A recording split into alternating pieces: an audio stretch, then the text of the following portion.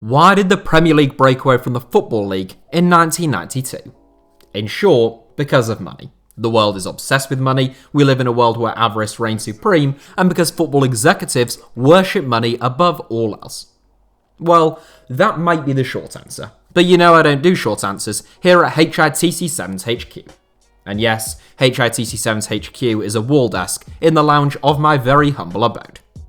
Liverpool's recent title win has somewhat regurgitated a horrible old argument in some dark and depraved corners of the internet that seeks to separate football before and after 1992, as if 1992 was football's own ground zero, and the birth of the Premier League was akin to the birth of Jesus Christ and the prerequisite for the dawning of a new era in our beautiful game.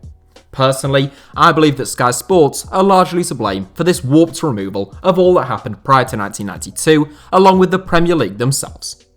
How often do we hear about the Premier League's all-time top scorer, the Premier League's record appearance holder, and the so-called Premier League 100 Club? They are a set of statistics which eradicate the achievements and worth of all that happened prior to the year in which the band Blink-182 were formed, in a nation which gave birth to the world's first proper football league in 1888, over 100 years before the Premier League. The creation of the Premier League was not ground zero for football in England, but nor was it a pure and simple name change, such as when the First Division became known as the Championship and Divisions 3 and 4 became Leagues 1 and 2. The truth is that it was somewhere between the two, and I thought it might make for an interesting video to look at how the Premier League came into existence, who championed it, and why they did so. The idea of a Super League, as it was coined before the creation of the Premier League, had existed since the early to mid-1980s. It was a popular idea among the chairman of England's top clubs who felt they deserved a greater share of the TV money than they received. Football had first been broadcast in England by the BBC in 1936, and its screen time increased gradually in the 1950s and 60s before much greater demand in the 1970s and 80s. However, it was always the cup competition shown on TV, whether it be the FA Cup or the European Cup, up until the mid-1980s. In the 1983-84 season, for the first time since 1960, a live league game was broadcast on TV in full, and it proved to be immensely popular.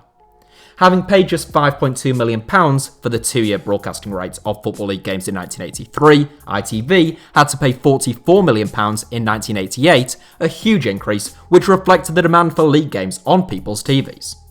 By the late 1980s, football was being broadcast almost every weekend, with ITV showing league games and the BBC still covering the FA Cup. It was that sudden spike from £5.2 million to £44 million that ITV had paid to broadcast league games that really alerted the chairman of the top clubs as to how valuable football on TV already was and how lucrative it could become.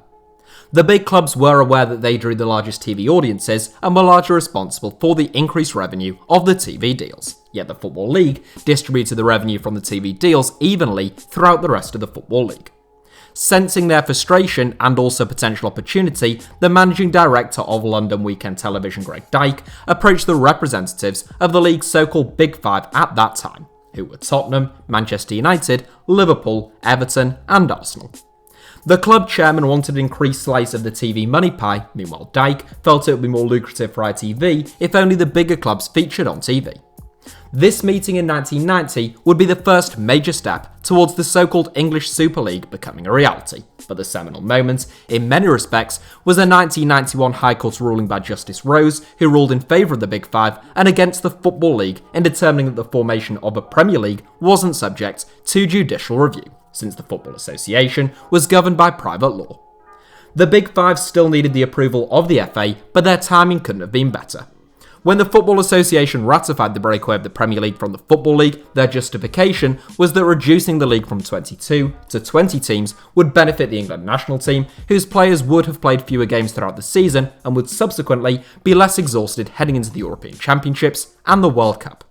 If you think that seems like weak justification, then you are not alone.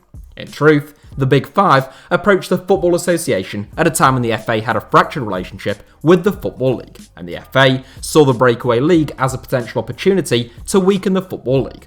The president of the Football League, Bill Fox, described the FA's willingness to go along with the demands of the Big Five as an attempt to hijack the First Division, and when the Premier League was created in 1992, it came under the control of the FA rather than the Football League. Interestingly, the new division would be known as the FA Premier League from its foundation in 1992 up until February 2007 when, in a rebrand, the Premier League decided to remove the FA prefix from both the Premier League's name and logo, becoming simply the Premier League. Even if the Football Association had refused the Big Five's proposals to form a breakaway league, 14 of the 22 clubs that competed in the 1991-92 First Division campaign voted in favour of forming a new league regardless, which would have been a much messier state of affairs. The approval and branding of the FA gave the Premier League a sense of legitimacy that it would otherwise have lacked though, which was important since many players and fans were very unsure of the concept. Indeed, one of the great hurdles the newly formed Premier League had to overcome was the threat of widespread player strikes orchestrated by the PFA, which, at one time, looked as though they could blight the early years of the league. In the end, the players were brought on side with assurances over pay and conditions within the Premier League, and the threat of strikes was averted. The next major moment for the newly formed FA Premier League, and in many respects the litmus test for its success, was the bidding for the Premier League's broadcasting rights at the Royal Lancaster Hotel in London. The previous TV deal, auctioned off by the Football League, had cost ITV £44 million, and ITV were the frontrunners once again.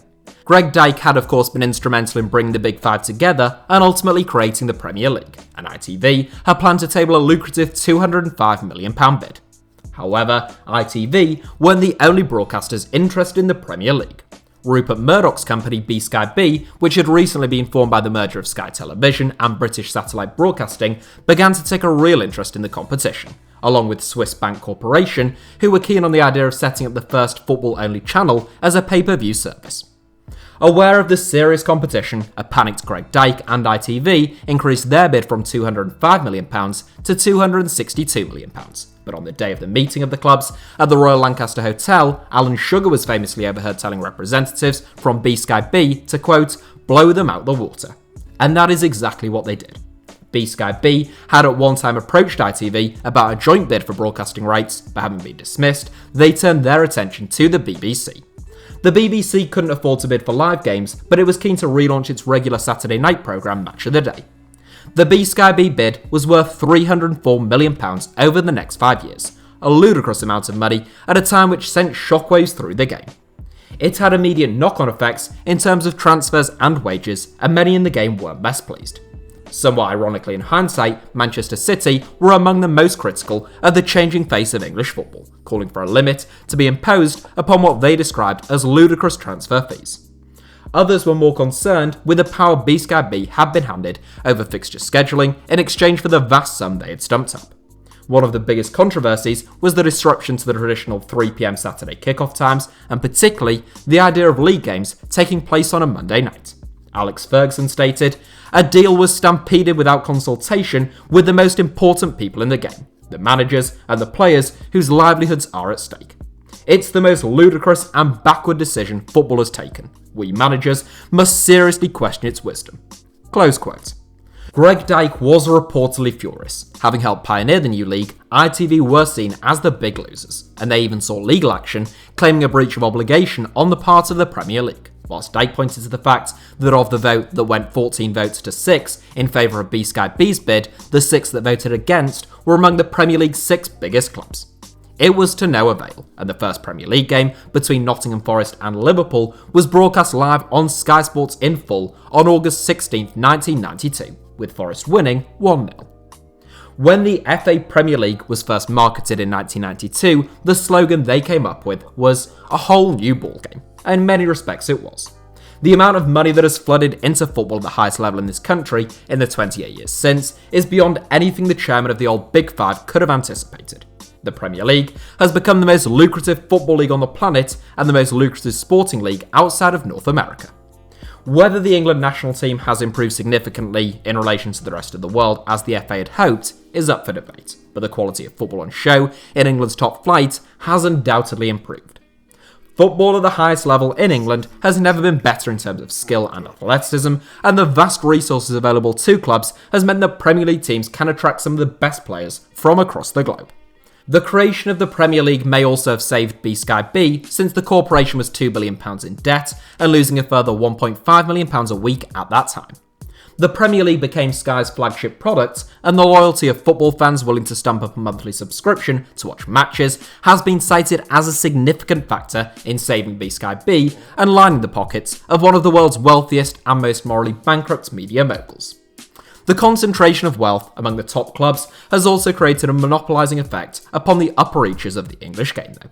English football has never had such a fixed top 6 or 7 in which virtually every season you can guarantee that the 6 biggest clubs, Manchester United, Manchester City, Arsenal, Liverpool, Chelsea and Tottenham, are extremely likely to occupy at least 5 of the top 6 or 7 spots in the Premier League table.